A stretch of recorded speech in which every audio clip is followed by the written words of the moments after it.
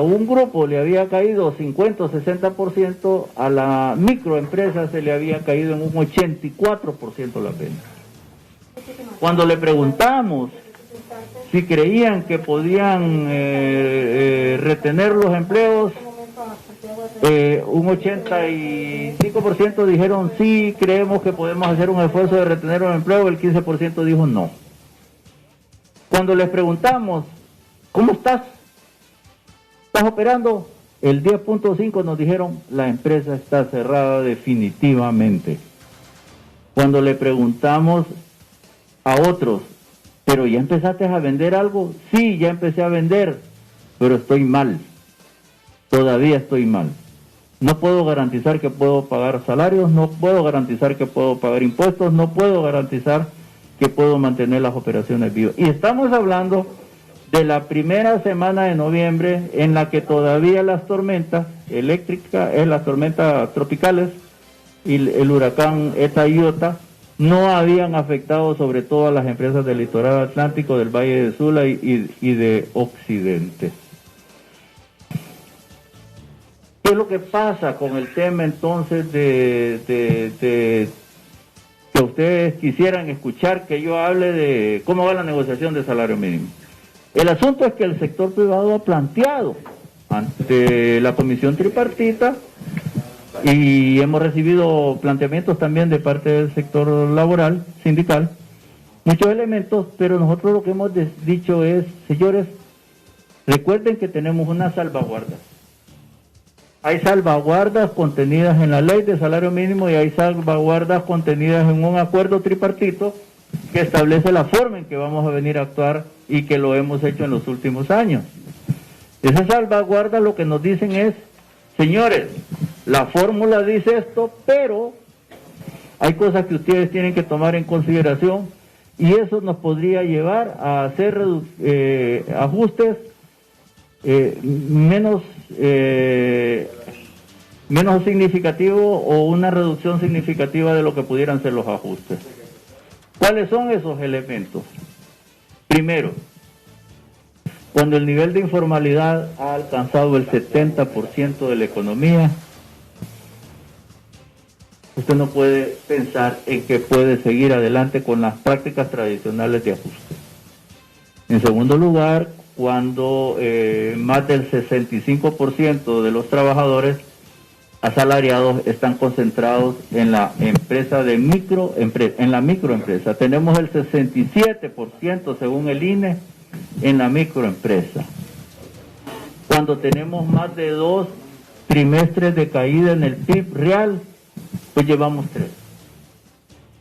Porque el Banco Central no ha sacado el cuarto trimestre del 2020. Cuando tengan más de 6 meses consecutivos de caída en el índice mensual de actividad económica, llevamos 11 meses. Perdón, fueron de marzo a diciembre, fueron 10 y enero 11. Consecutivos de caída. Y entonces nos preocupa sobremanera porque sabemos que son condiciones no deseables. No quisiéramos estar en esta mesa de negociación en las condiciones en las que el país está enfrentando. Es una condición económica sumamente precaria para el país, es una condición económica precaria para las empresas y es una condición precaria para las familias. Por supuesto, nuestra posición ha sido: necesitamos tener cada vez más trabajadores por grupo familiar. No queremos grupos familiares con un solo salario mínimo. Un solo salario mínimo. Queremos tener 2 trabajadores en el grupo familiar con al menos un salario mínimo. ¿Para qué? Para garantizar el ingreso familiar, garantizar el acceso a su canasta básica, garantizar que ese trabajador puede cumplir con las necesidades kilocalóricas del consumo familiar de los productos alimenticios y cumplir con otro tipo de cosas que demanda la familia en sus ingresos básicos para poder sobrevivir. Las cifras nos dicen que podríamos haber aumentado unos 600,000 trabajadores personas cruzando el umbral de la pobreza. Las cifras nos dicen, señores, que tenemos 447,000 desocupados. Eso significa pasar de un 5.7% de desocupación a un nivel de 10.9%, el doble de desocupados. Las cifras a febrero de suspendidos del Ministerio de Trabajo hablaban de aproximadamente 155,000 suspendidos. El presidente del COEP ha hablado de 1 millón de desocupados. ¿Por qué? Porque también el sector informal se vio sumamente afectado. Y entonces, con esos trabajadores en condición difícil, tenemos casi 800,000 desalentados. ¿Qué quiere decir desalentados? Que tenían trabajo, lo perdieron, empezaron a buscar trabajo y no encontraron, dejaron de buscar trabajo. Y esa es carne de cultivo para ampliar las caravanas o para irse a un grupo irregular violento, cosas que no le favorecen al país, y menos en un año electoral que generalmente tienden a levantar los ánimos, ¿verdad? Con eso me quedo bien.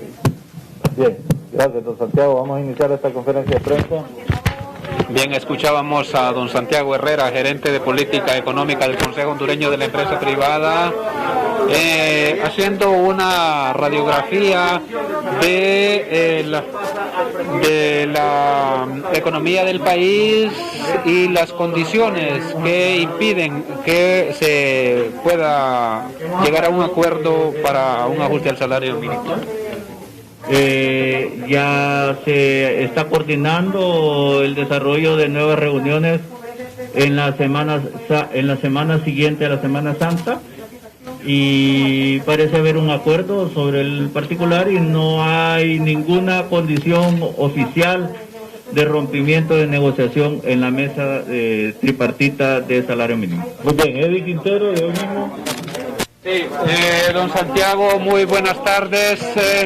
Usted hablaba de que hay una caída sostenida de la economía, que no se recupera. Hoy el Banco Central va a presentar el programa monetario a las 2 de la tarde. ¿Qué podemos esperar en cuanto a los principales indicadores de país? Bueno, yo creo que el Banco Central ha hecho algo sumamente interesante, para que ustedes sepan. En mi caso, fuimos consultados por el Banco Central para ver qué esperábamos del programa monetario. Y nosotros hemos dicho lo que nosotros pensamos. Por ejemplo, a diciembre del año pasado el Banco Central decía que íbamos a crecer este año a 3.8, y nosotros le hemos dicho a la gente del banco, nosotros no somos tan optimistas. Nosotros no creemos que usted va a alcanzar el nivel de 3.8% de la economía este año. Creemos que probablemente se va a quedar entre 2.6, 2.7%, más o menos al nivel del 2019. ¿Por qué le dijimos esto? Por dos razones. Una, porque en el nivel de destrucción que tenemos en la infraestructura y en el agro, en el litoral atlántico, en Occidente y en el Valle de Sula es tan grande, y todavía no vemos consistencia en el desarrollo de obras de reconstrucción o rehabilitación que nos digan que eso se va a recuperar. Ya las exportaciones del país en el en enero de este año muestran una caída, porque se cayó la palma, porque se cayó la caña, porque se cayó el banano, porque se cayeron los cítricos. Por el otro lado, todavía no hay resultados concretos que nos digan que vamos a alcanzar un efecto rebaño con la vacunación, porque apenas tenemos 48,000 más 5,000, son 53,000 vacunas, y se le habrá puesto la primera dosis al personal de salud. Los trabajadores siguen sin estar vacunados. Los primeros lotes de vacunas van a venir probablemente en mayo del Seguro Social para poder asegurar la vacunación de nuestra gente. Y por lo tanto no puede esperar que la recuperación económica alcance el ritmo del banco. Sin embargo, sí hay cosas que se pueden prever. Una, por ejemplo, que tengamos una inflación más o menos dentro de lo que el banco mismo ha dicho, 4 más menos 1, que tengamos una tasa de devaluación que se aproxime a 0, porque en la actualidad estamos apreciando, más bien se está apreciando el tipo de cambio, no pudiera suponer eso, pero solo son supuestos Vamos a estar muy pendientes de lo que pase esta tarde cuando el Banco Central anuncie su nuevo programa monetario, que esperamos se ajuste primero a lo que le dicen sus pronósticos en cuanto a medición de variables, y que eso sea razonable en función de lo que todos los actores estamos viendo de la realidad del país, y que sí queremos recuperarnos, pero se necesita hacer un esfuerzo muy sostenido y sistemático para poder lograr esa recuperación. Eso sí debería de contribuir a la sostenibilidad de las empresas, eso sí debería de contribuir a recuperar los empleos. Bien, gracias. Don Santiago Herrera es el gerente de política económica del COE. Continúa la conferencia, pero nosotros volvemos al estudio.